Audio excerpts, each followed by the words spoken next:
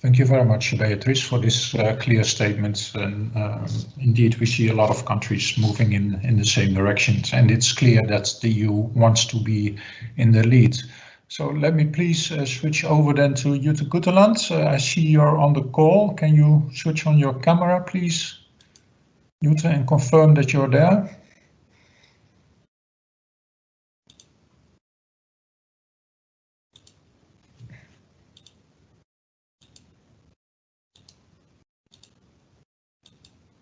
No, it's not working yet. I don't know exactly what's the issue.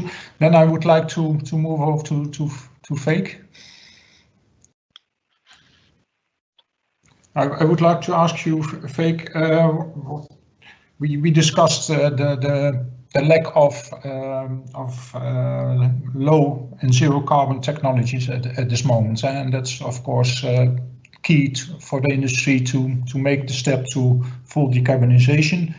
We can do a lot, and we are already doing a lot in our view on reducing emissions by improving existing technologies, etc., etc. But what does it take to make that step to low and zero carbon technologies, and how to overcome the price gap? Can you share your thoughts with us, please? Thank you. Thank you very much, Martin, and hello to all. Well, first of all, I would like to thank ECSA for this invitation and congratulate ECSA for this brave step of constructively engaging with the European process. And I should say that carefully listening to the framework conditions, as you call it, I see quite a lot of convergence between ECSA position and the position of Transport and Environment as a representative of civil society. So I'm very glad to see this conversation happening and looking forward to further cooperation. In relation to your question, indeed, shipping to decarbonize shipping will require zero carbon fuels. Those fuels are both not available at the moment, but also they're very expensive. And I think this is a very key point that we need to consider very carefully. For example, if we were to produce a green ammonia, which is touted as one of the most promising and scalable, sustainable alternative for shipping, that fuel is 4 to 5 times more expensive than the heavy fuel oil that it is supposed to replace. This creates, above all, an entry barrier for the new zero emission vessels, meaning if any company wants to be the first mover to build and deploy such a ship, it will have to face huge, not only technical, but also financial challenges. For that reason, we need to create a system to de-risk the entry of those first movers, first zero emission vessels. And I believe some of the ingredients for such a policy is already in your framework conditions. For example, you already mentioned fund. A fund mechanism under the emissions trading system for your shipping. To our mind, your fund idea is very similar to what the European Parliament has suggested as part of the MRV revision. And if I understand correctly, and as it is expressed by the European Parliament, it will need to have 2 mechanisms, flow in and flow out, or flow back rather. Flow in mechanism has a function of reducing administrative burdens for shipping industry, as you have mentioned that many ship owners are small SMEs. It is many companies, many ships are owned by individual families, sometimes 1 ship per family. And the system needs to be designed in a way that would reduce the administrative burden for those companies. Secondly, a fund, we call it Maritime Climate Fund. The European Parliament called it Ocean Fund. You just call it a fund, so it doesn't really matter the name. We're talking about the same concept. A fund needs to have a second function. The function is to create price predictability. As the European Parliament proposed, and we agree with that proposal, the CO2 price in the fund needs to be somehow linked to ETS price in the previous years, which essentially means shipping companies will know how much they will have to pay even before starting the sales, before starting emissions. And that means that they could take into account these as costs they will need to bear down the line. And this fund needs to be, we believe, a pay-as-you-go fund. meaning that it needs to be built in such a flexible way that it allows for shipping companies to pay for the fund either on an annual basis, per journey, or maybe ideally the payment period is aligned with the period of charter party contracts. For example, time charter or bareboat charter. If the charter party contract is less than 1 year, the charterer, commercial operator, gets to pay the ETS dues at the end of that period as opposed to waiting at the end of the year. So this is the flow-in mechanism, and we believe that this is very important to build the system with this in mind. And the second point is flow-back mechanism. Maritime ETS will generate considerable revenues, and we believe that at least some of those revenues, hopefully a larger proportion, would be reinvested in the sector. One idea we believe that is worth considering is contracts for difference. I believe this is very similar to what Sotiris mentioned earlier, bridging the price gap between diesel and the new fuels. Essentially, as I mentioned, cleaner fuels will be more expensive, and that will impact especially the first movers. So we need to create a system which helps to bridge that price gap by subsidizing the price difference, or rather cost difference, between cleaner fuels and diesel. I think a fund is a good mechanism to make it in place, to operationalize it. But I would like to clarify one point. Fund will still need to operate under the ETS directive. So that means that practically we're still including shipping in the ETS. But what we would be doing away, if that is what the Commission agrees with, is the trading bit, meaning that individual companies will not have to purchase and surrender allowances, and that would reduce their administrative burden. But essentially, shipping would still be part of the EU ETS directive, because that's the framework that is already in place, and that is the easiest ways to operationalize this concept. Thank you, Faig, for this very constructive and comprehensive explanation. I noted your starting statement that there are important similarities between the position of TNE and ECSA. I think that's nice to remark once again, and your concrete ideas about how funds should work and how the revenue should be used are very valuable, I think. I try to switch over to Jytte Guteland. I see you in my screen, so I will share the screen with the participants. Hello, Jytte, do you hear me? You're on mute, can you?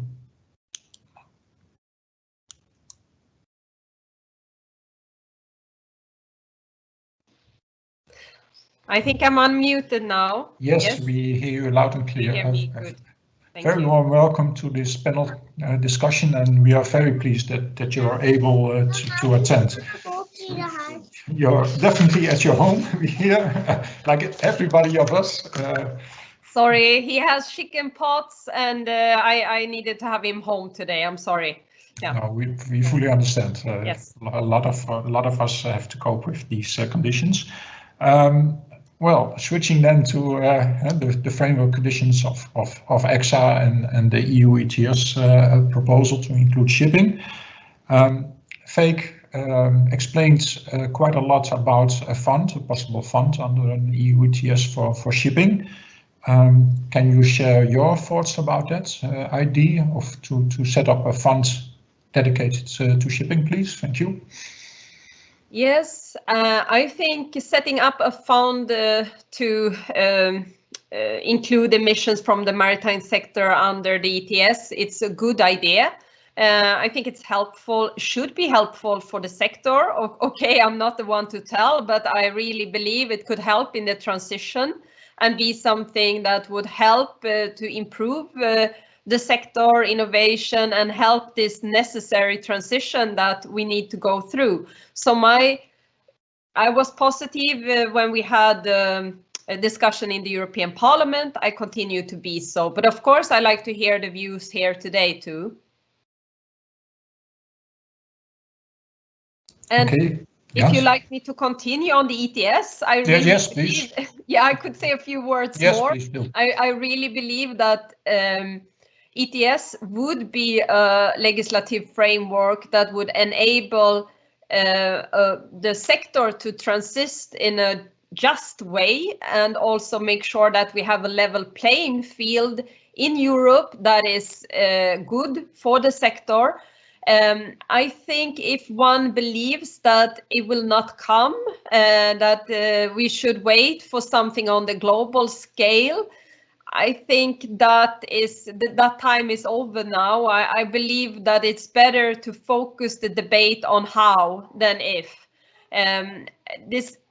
The shipping sector is really, in my belief, one of the future transport sectors that will have a good future and contribute to a more sustainable transport in the future, but that only if the sector is undertaking a necessary measures to transit also to become climate neutral in the upcoming decades. And therefore, we really need the sector to also, like every sector, contribute more than today. And I've been very clear on that in the Parliament, and I believe that this is also the view from the European Parliament today, that it's necessary. And I see with this kind of system, it might also give some economic incentives for the sector to do that transition. So it's not only a tough period, but it will also be helpful. And therefore, I believe the best would be if we could all endorse to have an ETS, and then start to discuss how to do it so it helps the transition. And I would actually be the first one, as I mentioned, to tell that I see a very light future for the maritime sector. I believe to use the sea is a very clever way to transport goods. And that optimism and that kind of self-esteem should be in the sector, but it cannot be fully potentialized if we keep thinking that we don't need something legislative on the different regions. So I try to explain why we are so eager to create that on the EU level. Yeah.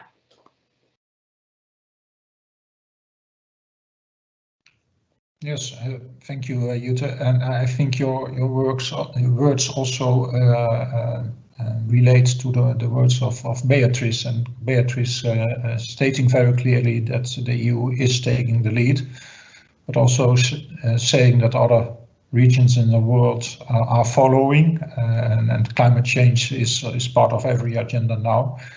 And let me repeat once again that the shipping industry is really committed to decarbonize as quickly as possible. And today we are discussing the best way and the most effective way for Europe to contribute to the IMO process. So that's the position of ECSA we are in. I would now like to turn to Claes Berglund, the president of ECSA. Claes, hearing these contributions by the panelists, can you share your thoughts with us, please, on the EU ETS, and especially on the topics of geographical scope and the phase-in periods, also important elements of the proposal? So let me put you on the screen. Yes, thank you. Can you come in, Claes? Thank you, Martin, and hello everybody, and thank you for joining, all of you watching this important seminar, and thank you, ECSA, for organizing this. So, but first of all, I think it's important to underline what's already been said partly, that the European ship owners acknowledge and are committed to a fast and swift transition to a carbon neutral economy. And for sure, we must and will do our part in this. The discussion today is how we should accomplish this, just as Jytte said, not if, or perhaps when, but how, also a little bit when maybe. How do we get a global industry with ships trading on all oceans, in most cases by family-owned small companies, doing their part to make global trade function to simultaneously and without distorting competition transfer into a carbon neutral economy? That is the big question. These companies and ship owners are today operating in an almost perfect market where prices could be extremely volatile, as well as the cost of fuel. So in a way, we are used to working under market-based condition, and from that perspective, perhaps a scheme for emission trading is not so alien to what we actually do partly today. It could do the trick for sure, but the current ETS system, as I know it, has some 11,000 stationary emitters, most of them owned by large corporations like energy producers or steel manufacturers. To include the maritime sector in the system means to add some 11,000 mobile emitters conducting international trade. This is a totally different story, and where we are respectfully wondering if the system is fit for this purpose. Our preference is always a global system that would limit possible negative consequences such as distortion of competition and increased administration as a result of multiple systems, but also, and this is perhaps most important, to target the MRV emissions only addresses up to 13% of shipping's total emissions. So why not go for the full scope? Fast progress is being made in IMO on establishing short-term measures, but this is only the beginning. And yes, IMO is not working at warp speed. I realize that. And yes, IMO is not used to working on financial on economic measures, but IMO works and can be changed. And the member states, the EU member states, has been very clear in IMO on broad political statements regarding the transition, but perhaps not so active in submitting detailed proposals. So we would welcome that very much, more of that. The EU members form an important, powerful alliance in IMO for sure. And so we cannot really blame IMO for what they're doing, since we are such an important part of it. The feeling from ship owner perspective, and returning to your question, Martin, is that many new initiatives in many regions and globally are being launched at the same time with the same purpose, to transfer shipping to a carbon neutral industry. EEDI, EXI, CII, Taxonomy, Fuel EU, Revised Energy Taxation Directive, and ETS, to mention some of all these different initiatives. I am afraid that EU ETS for shipping will be a hasty piece of regulation that perhaps could have negative consequences, not only for European ship owners, but also for EU as a whole. So we must have a holistic view on this important transition. We must see it as a challenge. I think we should do it in close cooperation with each other. And so I think my message perhaps is that we realize the challenge and we need to work much more closely together with regulators and policymakers than we've done before. And we need to be in respect of the huge challenge this is for our industry, taking all the arguments that I just put forward. So in any case, it's important that we continue this dialogue in a good and constructive manner, because after all, we are definitely sharing the same goal. Thank you. Thank you, Claes. Would like to move over to Philippos, ECSA's Vice President. So, Philippos, can you share with us your thoughts about the consequences of an EU measure for the European shipping sector? Faig already mentioned the topic of price certainty and business continuity. So, can you share your thoughts, please? Thank you. Thank you, Martin. Welcome everybody to this webinar. There are a lot of things have been already said, and I will try to summarize and give the perspective or the connection with the price and the cost on the businesses. Let me start with the assumption that any implementation of any regulation and any directive that requires new capabilities, which means systems, skills, resources, etc., adds always cost to the already complex and highly regulated organizational structures of the shipping companies. If any EU measure will come into force, should enable the predictability and the viability for the businesses. It goes without saying that this must be taken seriously into consideration. As a matter of fact, large companies will be able to cope with this issue. That means they can hedge, maybe parallel trade in EU ETS, whereas others, and mostly SMEs, which we all know that is the backbone of the European shipping, will not be in the position or have any capacity, both in terms of liquidity and resources to do so. Therefore, a global approach should be the keystone of the EU's policies. An EU ETS for shipping as designed for other sectors, I don't believe is fit for purpose, and I agree with Claes, and does not consider the special characteristics of the sector. It will increase the operating cost and the administrative burden, especially for small and medium-sized enterprises. All said above, I fear that an implementation of the EU ETS as the existing one will create a two-tier market, something which will become detrimental for the European shipping. This issue, of course, could be eventually mitigated if the system allows the determination of the carbon price for at least a year. I said in different conferences, maybe 5 years, but at least for a year ahead.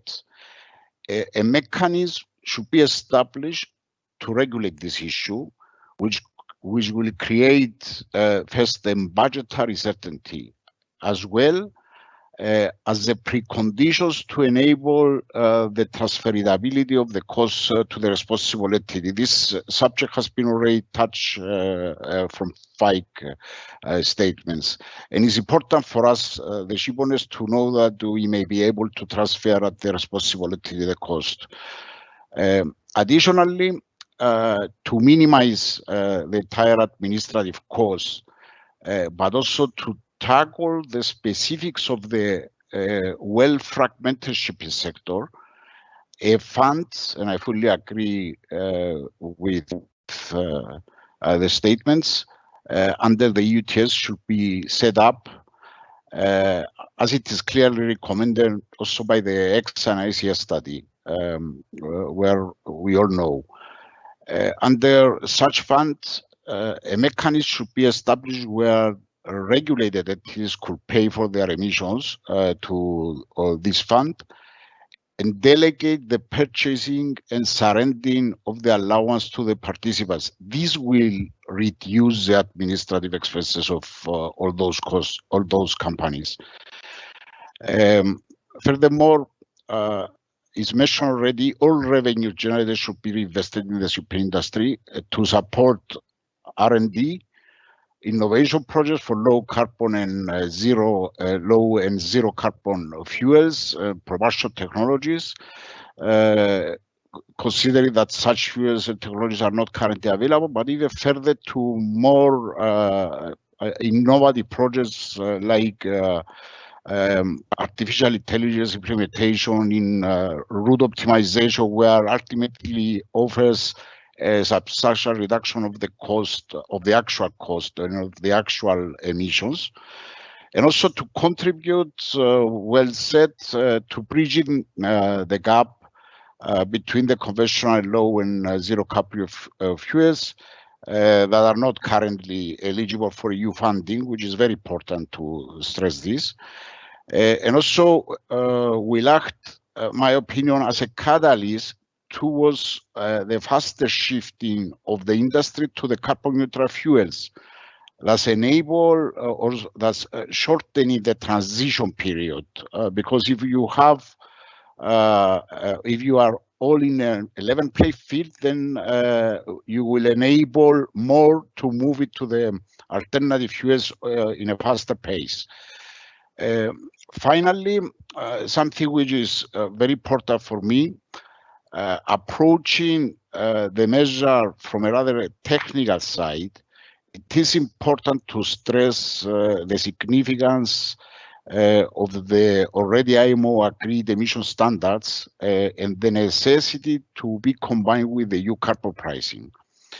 I'm referring to the energy efficient existing ship index, the carbon intensity indicators, and even the enhanced ship energy efficiency management plan. This will eventually allow the alignment of the EU ETS to any IMO greenhouse gas market-based measures, as well as minimize the administration expenses for the shipping companies that we will have eventually to deal with the two different systems. That's all. I hope I summarize everything in a short period. Thank you, Martin. Thank you very much, Philippos, for this. After this first round of questions and answers, I would like to go back to Beatriz, and perhaps I can ask you the idea of establishing a fund is a very crucial part of the ECSA framework conditions, because it addresses quite a few topics. For example, the need to have price predictability for the shipping industry. I think that's a very important aspect of it because of the SME character of the industry.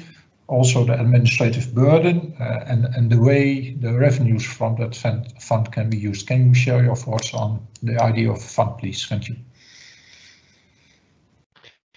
Thanks a lot, and very interesting debate and participations from all of you. What I think and the idea of the Commission is that the access to finance for the shipping industry and maritime industry to decarbonize is key. It's very important that we accompany you in this decarbonization path. Ways of doing it, precise ways of doing it, is a more open question. So the first, there's no discussion. The second, there are different ways. Just also to, I know that it's a demand from the industry to set up that fund, but let me just go a little bit higher layer, go a little bit up. We are talking about the recovery fund after the unfortunate COVID and the new budget of the Union. We are in the order of $1 trillion. And there are very different doors for the shipping industry that if I think it will be great if you use these doors in the decarbonization path. Whatever is the big research program or whatever is the recovery plans from member states, I think the maritime industry needs to be there. The small world of ETS, if I could say.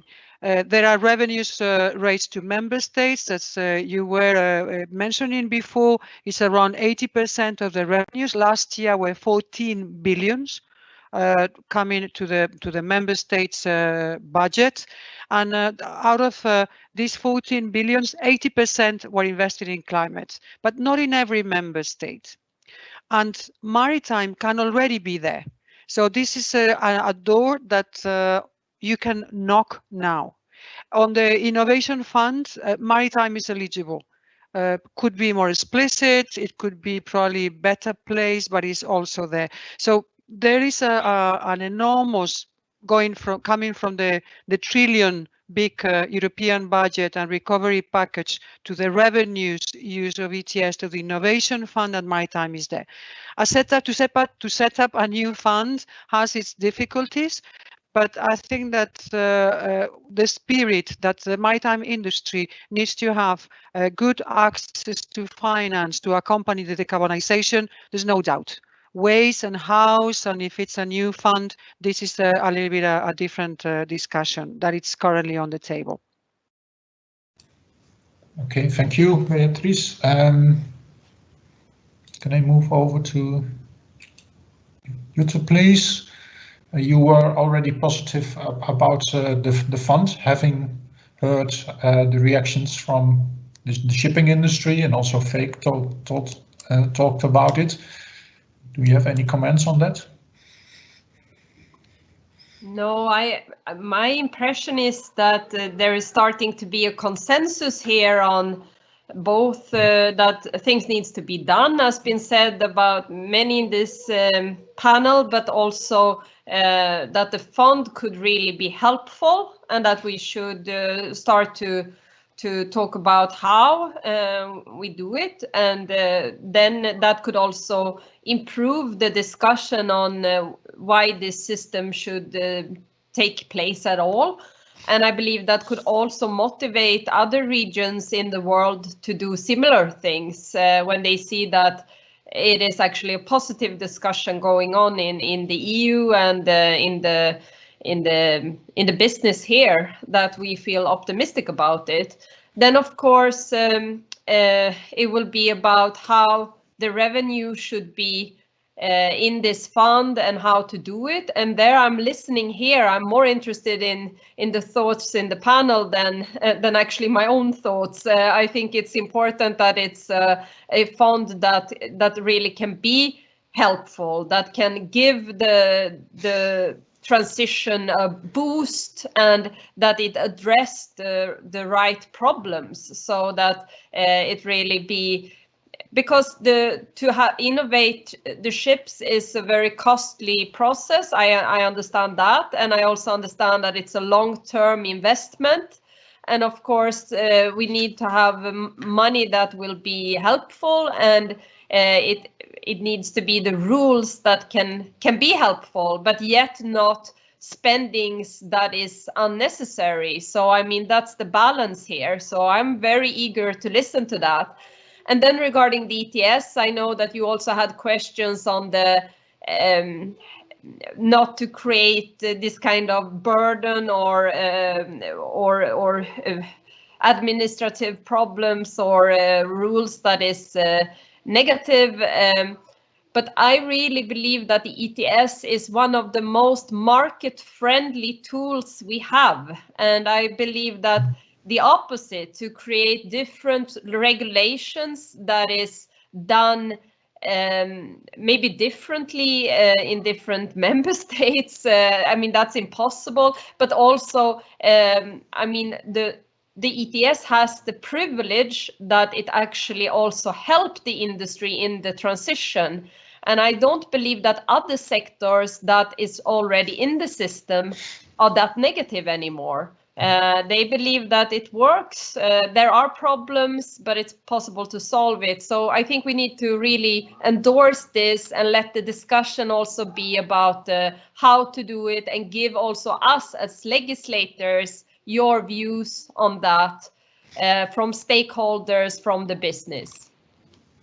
Okay, thank you. The idea of a fund is also based on the fact that the shipping industry is a small and medium-sized sector for a big part. So the idea of a fund is also to help those smaller companies to be able to be part of the system by paying into that fund, and that fund is then responsible to buy allowances, so making life easier for the smaller shipping companies, and we have a lot of them.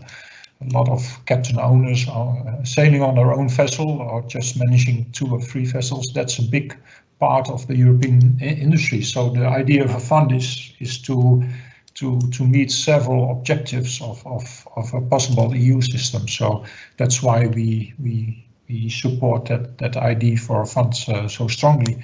But perhaps I can ask you about another important aspect of the proposal. That's a phase-in period that we would like to have let's say, a number of years to gradually build to a 100% working system.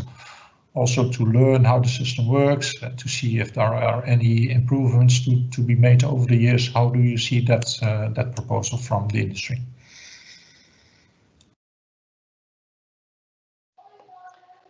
I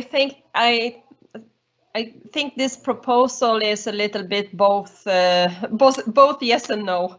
I think, of course, there is always adaptation, and we always need to be listening to what's needed to have a functioning system.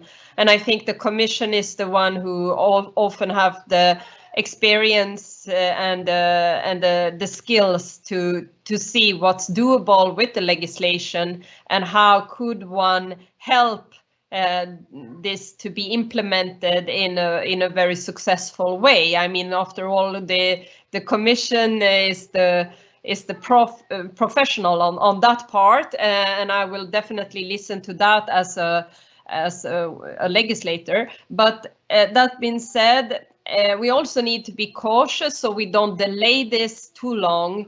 After all, I think this is for climate, it's for the implementation of the Paris Agreement. I don't have to educate anyone on that, you're as aware as I am. But it's also, of course, about competition in the end, and I also think that the maritime sector needs to get its system in place so we can rock this off and start to talk about also other things. And I think that's also in the own interest of the maritime sector to have system that's working and not controversial anymore. That will help actually also. Because I also understand there can be debates about shifting to other transport if there's too heavy burden on the maritime sector. But I believe really you have to prove to me that that is happening. I would say I really see the success of the maritime sector in this transition. So I have doubts that one would want to, in the long transport, use something else. And I also think it's very clever to use the sea. It's a very effective model for transporting. So I really believe that I don't want to use the Trump, but let's get this done was in my mind. And then, of course, I think it's, I would actually ask Beatriz about the implementation and how long. Okay, thank you for that, Jytte. Indeed, I would like to turn to Beatriz and then perhaps also to Faig on the topic of a possible phase-in period. So Beatriz, can I give you the floor, please? I mean, thanks, Martin and Jytte. And I have to say that I share with Jytte very interesting times in the last co-decision and last reform of the ETS. So what is the magic solution? I think that we are with the urgency. We need to put in place a system. There is a call from many voices, clear by my president, that maritime needs to contribute to Paris, and very important that it's not maritime the problem, but that we come as maritime a solution and better positioning our industry and decarbonized and more innovative and technology solutions. So we are considering different options, and in these different options it will be a balance of what about agrarian solution that we are facing in with some years that the sector gets used to the machine, but at the same time that we are already contributing to the decarbonization, so that we don't delay the signals. And something important is that sometimes the signals, and we have experience like in the last co-decision, that even before January 2021, so even before the phase 4 started, we already have the market rushing to this decarbonization. So it's important that the signals will give. So answer, I don't have a clear answer now of the magic solution, but we are analyzing the possibility of a phasing of maritime in ETS, or a more faster, more radical integration, and also important points that it will be also close to you.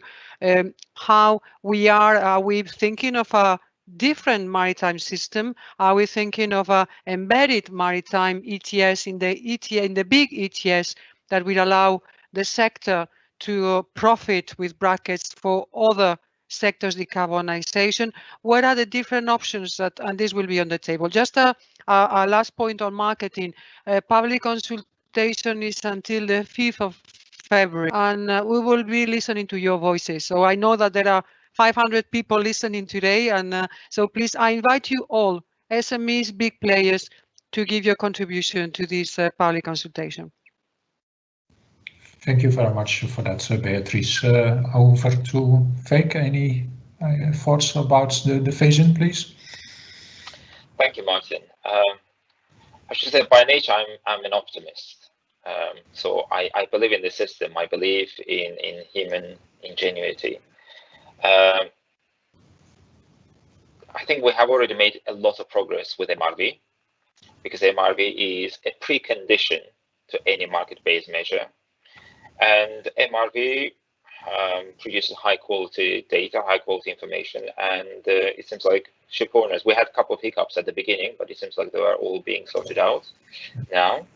And the system is fairly functional. When it comes to the phase-in period, I believe we should put the emphasis more on price predictability of the fund CO2 price more than the phase-in itself.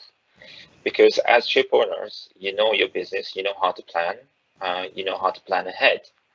So more than phase-in, I believe you need a price predictability, which we have all argued, and I don't want to repeat myself, the fund idea would help to resolve. But regardless of this, just want to clarify, we don't think phase-in is necessary, but regardless of this, we believe the system needs to have review clauses. If there are issues we face along the way, that we know how to fix it as we gain more experience. And I believe all EU legislations have those review clauses, and they're being reviewed on a regular basis. And I don't have any doubt that this will also be the case for shipping ETS/Maritime Climate Fund. Okay, thank you for that, Faig. Perhaps moving over to the industry. Claes, I see you busy writing, so having heard the discussion so far, can you react to the elements you think are of extreme importance? Thank you, Martin, and thank you for all these interesting comments. And I still miss the global dimension in this discussion. I think to introduce a system like this has to be accomplished then with intensive diplomatic activities around the globe, because obviously this could be the global role model, and that should certainly then be the aim for this proposal. And so if that is accepted then by the other major countries, it could be easily be rolled out in IMO. I think that we must not forget that pathway, so to say, because I think it's essential for our industry to, in the end, have a global system. And we would not want to end up like we did now with MRV and the data collection system that IMO has. It's two different systems, and I see my colleagues in my company who are struggling with all these different reporting the same type of data, but in different systems and with different definitions. It's really not creating any value at all. Coming back to the fund a little bit, I just want to perhaps sort out a little bit what this fund might be useful for. And I see three distinct different purposes. The first one is, of course, R&D, which is perhaps, there are many funds already for R&D for our industry, but we are not very good at getting the money because it's sometimes very complicated, but some of us manage to do that. The other one is to support to invest in the new technologies. I mean, as a ship owner, when you go to the shipyard and you want to introduce in new technologies, it's always much more expensive. And even if the technology is there, it's very hard to make a calculation that says I'm going to get my money back. So that is the second one. And the third one was the one Faig touched upon, and that is actually to run on alternative fuels is much more expensive than the current one. Unfortunately, that's the case. And you mentioned 45 times, and we still don't know the end solution of all this, but for sure, whatever pathway the different sectors in our industry will choose in the end, it will be much more expensive than the fuel we have today. That could be for sure. So we need to have certainty over a long period of time to not get the disadvantage of competitiveness towards the slow movers, so to say. I think that is extremely essential, and that will also then trigger progressive ship owners to dare to invest in these new technologies and dare to launch ships that are running alternative fuels. And we need to encourage those ship owners to do that very quickly. Thank you, Martin. Thank you, Claes. I will come back to some elements you just mentioned, but I would like to first give the floor to Philippos for his remarks after the discussion so far. Philippos? Yeah, thank you, Martin. What I want here to touch upon is what Jytte said regarding we don't want to delay the EU ETS. This is irrelevant with the decarbonization because the shipping industry itself has done a lot and is doing a lot on technical and commercial measures in order to reduce the absolute emissions. And this is also shown through the fourth IMO greenhouse study. That we have, despite the fact that the market or the demand increased by 40%, we manage from the benchmark year 2008 to reduce even further the absolute emissions. On top of that, it's very important that the shipping industry continues working towards the evolution of the ship designs in order to reduce practically the resistance. So by reducing the resistance, you are reducing the power needed to move the ship. And this is something that you can see every day in the news that new designs are launched. And on top of that, the most of the new designs, they are equipped with facilities to accommodate eventual any alternative fuel like ammonia or even hydrogen and even more. Therefore, we are not thinking that if the EU ETS will be coming forth in 3 or 4 years will delay the decarbonization efforts of the shipping industry itself. This is very important. I'm going now to another issue that has been raised regarding the cost of any alternative fuel, and especially green ammonia. There are some studies, one is from ETF from US, that describes clearly that the production of the fuel needed to consume by 4 Panamaxes a year needs an investment of €1 billion, $1 billion, plus the additional expense in order for the energy to be used for producing green ammonia to come out of alternative sources and not to use the fossil fuels. Therefore, the cost will be inevitably very high, 4 or 5 times even more. On top of that, it's important to stress the fact that even if the alternative fuels are there, the infrastructure for delivering those to the ultimate users, the ships, will not be there. Needs a lot of time in order to develop all this infrastructure to have available and stored ammonia or any other alternative fuel at the bunkering stations worldwide. This is something that has to be considered before taking any decisions on the implementation of ETS. Thank you, Philippos. I would like to address some topics mentioned by you and Claes. Perhaps first, we started this webinar with the relationship between the IMO process and the EU process, and Claes mentioned something about if this EU proposal should become the role model, how to make sure that this will be the global model then. So Beatriz, can you share some words on that perhaps? How do you see that?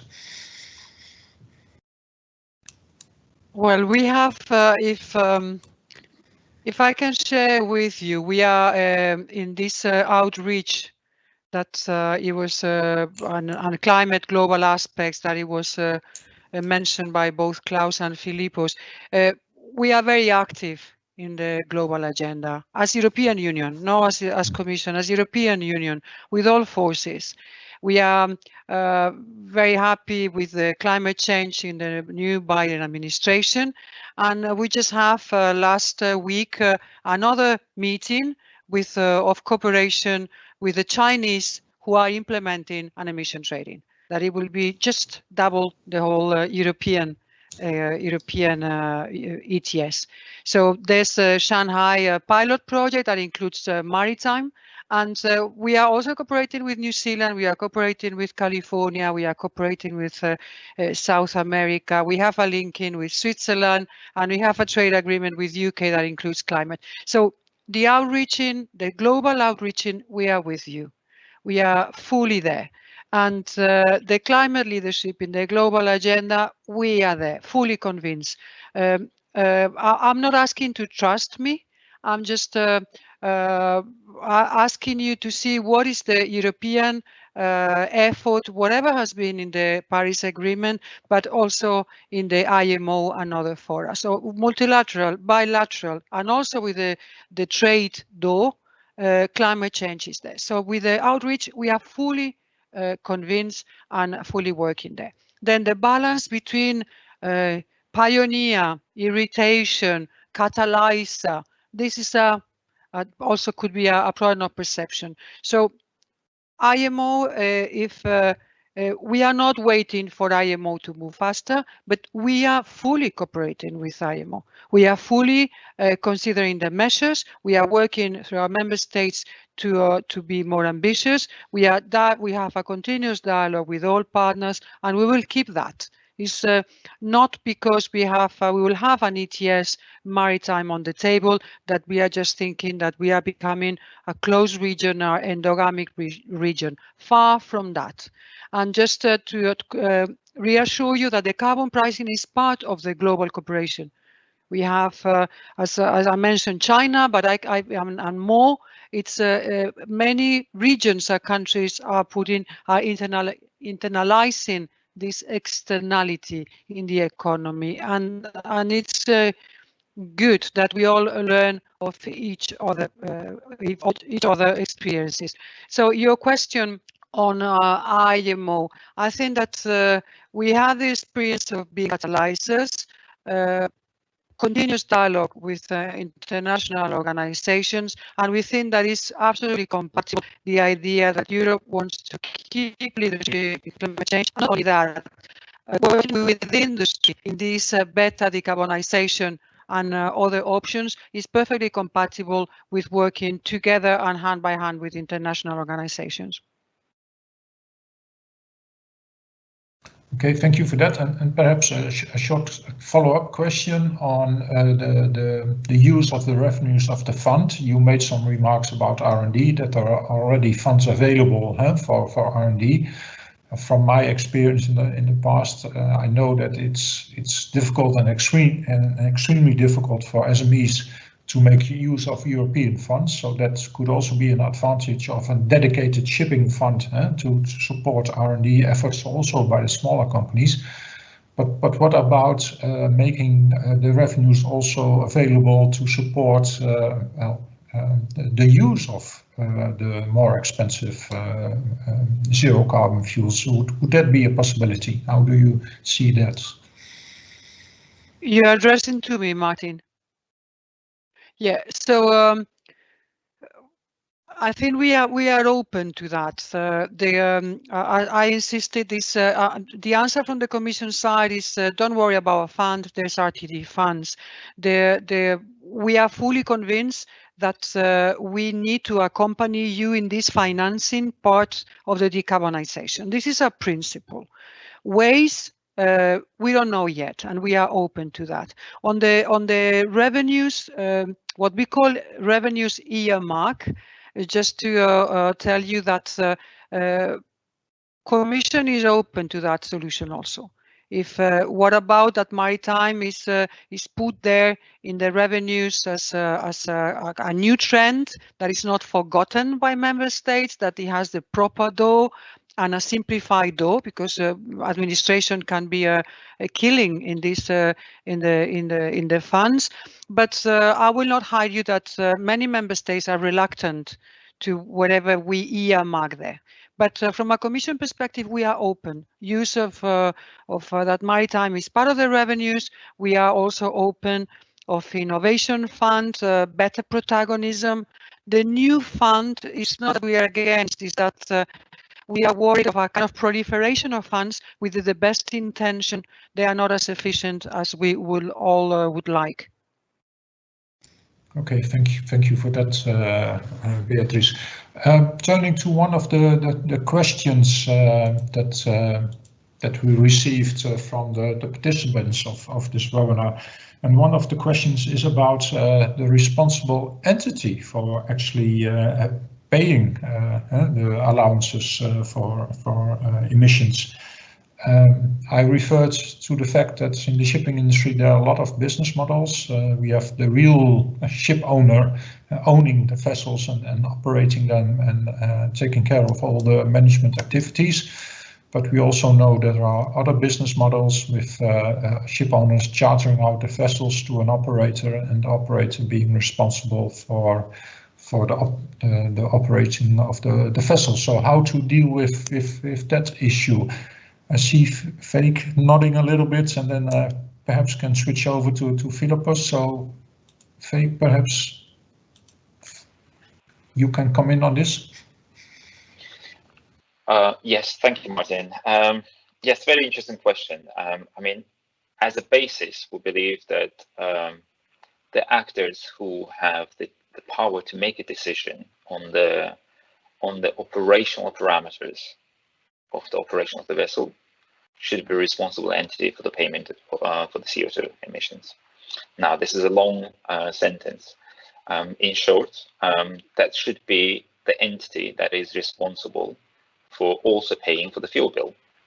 Now, if you rent a car for personal use, as a user, you're responsible for paying for the fuel, but also all the taxes that come with the fuel, right? At the petrol station when you buy petrol or diesel. And we believe that a similar concept needs to apply in this case as well. And now it is very difficult to identify who is that entity that makes that decision, because there are so many different types of contracts and the market is so diverse. Probably a good way of doing it would be taking the inspiration from the definition that was already proposed by the European Parliament as part of the MRV revision. Now, do we need to change the MRV definition itself? I'm not entirely sure. I mean, the MRV definition is already functional for the purpose of emission monitoring and emission reporting, but we would still need to have a separate definition to identify the responsible entity as part of the ETS/the fund.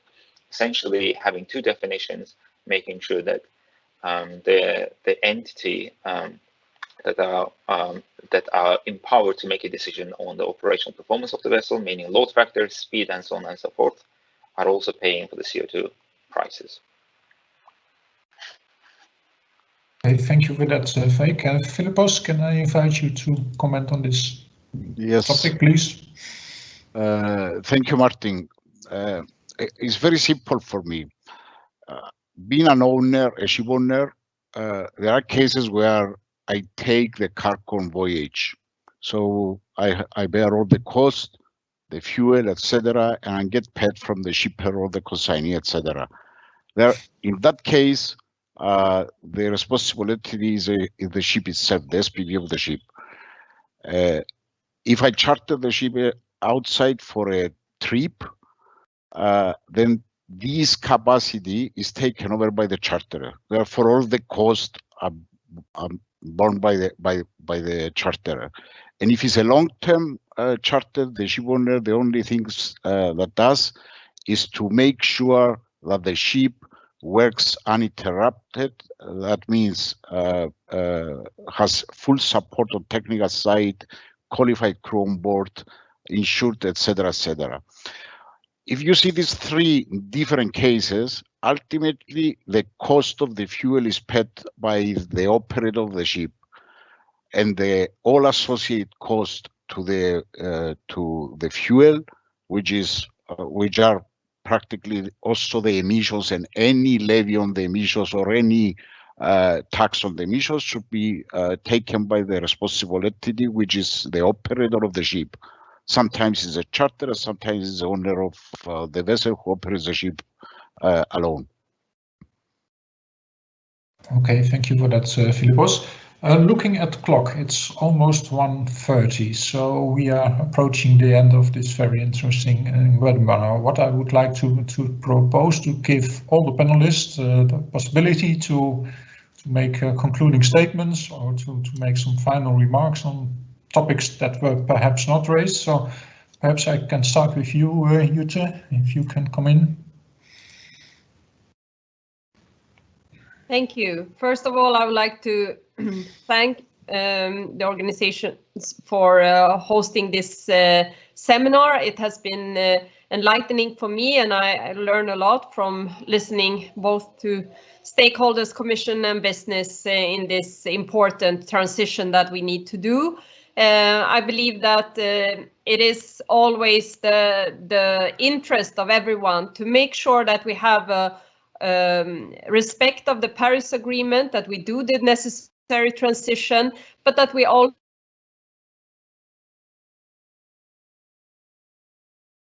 and I believe conversation gave us that.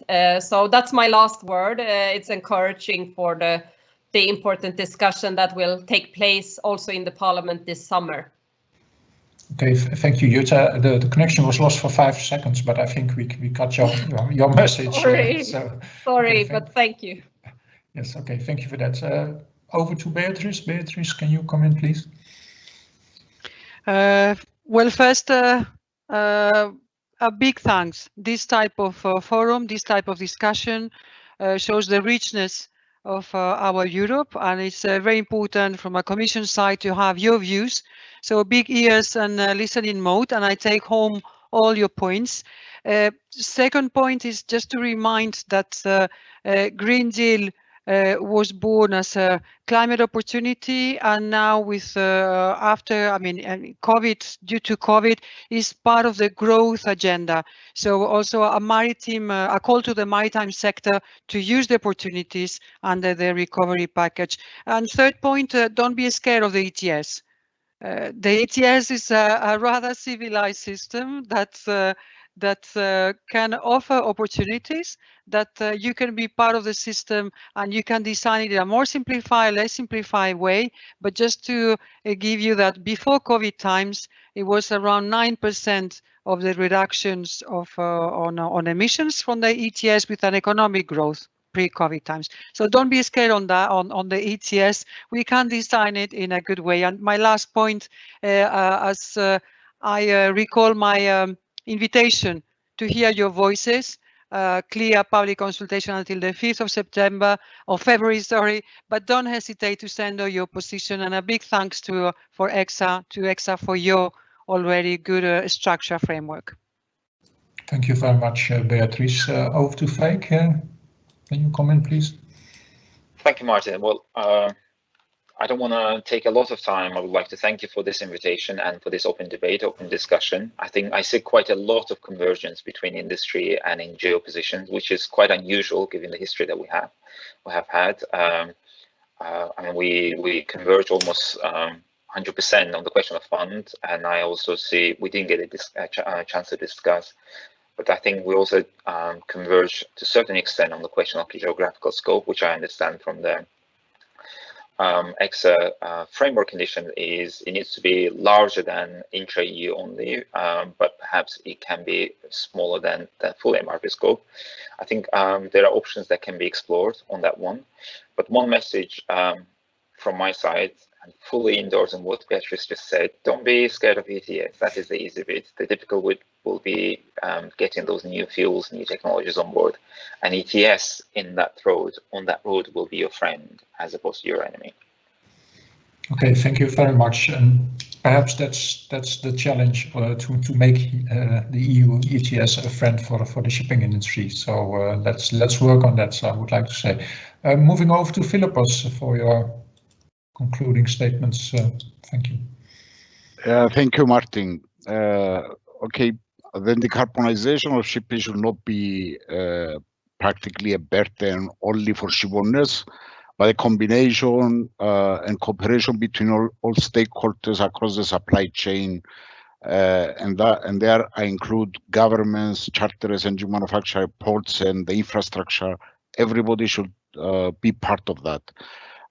It is, of course, widely accepted, however, that full decarbonization relies on the availability of the carbon-free fuels, and that's depends on how quickly the R&D can produce viable fuels. Closing is a reply to Beatriz. We don't afraid on the EU ETS. We are afraid on the content of that and how this will be implemented. Please hear us and adjust the system to help the industry to comply. Thank you. Thank you, Philippos. And then over to Claes. Claes, can you come in, please? Thank you. I will be brief. So firstly, we should have respect for the challenge and have a holistic view on this challenge. And I think we all agree on that. And please be more concrete and active in IMO. I don't think that we should cooperate with IMO. We are IMO. We are 26 countries that are members in IMO, and we should be there and be more active and make things happen there. And finally, we share the same goal, but we must also protect the European shipping industry and its competitiveness because it's such a great industry and it's really an asset for Europe to have this shipping industry. So we must keep that in mind at all times. Thank you, and thank you, Martin and Sotiris, for arranging this seminar, and thank you all panelists that you joined. Martin? Yes, thank you, Claes. And well, with this, we come to the end of this webinar. Faig already touched upon one topic we did not discuss, the geographical scope. So that would mean we will have to organize a second webinar, and I think we really should do, because it's so important to have a good discussion and a good cooperation with the European regulators. So I think that this kind of webinars is one of very important instruments to make European regulation actually work for the European shipping industry, and to make sure that the European shipping industry remains a strategic asset, as just mentioned by Claes. It's so important. We know that the competitors out there, they are ready to take over from European ship owners. So we must make sure that whatever Europe is doing, that it's safeguarding the competitive position of European shipping, and at the same time effectively contributes to reducing shipping emissions. I think that's the key challenge, and the webinar of today is an important step in that process. So thank you very much to the panelists for your very useful contributions, and thank you for all the participants that watched this webinar, and see you next time. Thank you very much once again. Thank you. See you next time, everybody. Thank you for joining. Bye-bye. Bye. Thank you very much. Thank you.